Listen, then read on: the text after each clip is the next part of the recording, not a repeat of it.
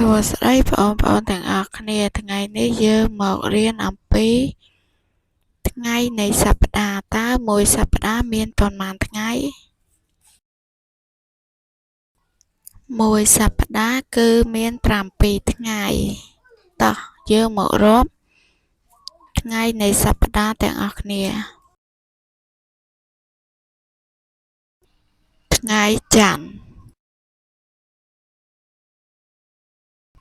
ថ្ងៃអង្គារ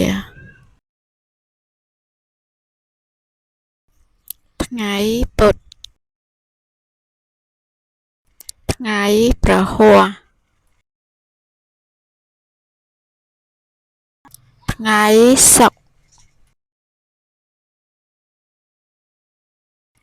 ថ្ងៃសៅរ៍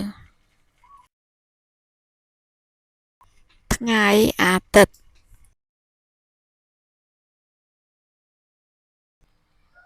តោះ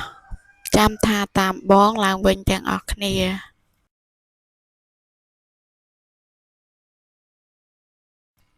ថ្ងៃច័ន្ទថ្ងៃអង្គារថ្ងៃពុធថ្ងៃព្រហស្បតិ៍ថ្ងៃศุក្រថ្ងៃសៅរ៍ថ្ងៃអាទិត្យបងប្អូនត្រូវចាំថាថ្ងៃច័ន្ទគឺជាថ្ងៃដើមសប្តាហ៍រីឯថ្ងៃអាទិត្យជាថ្ងៃចុងសប្តាហ៍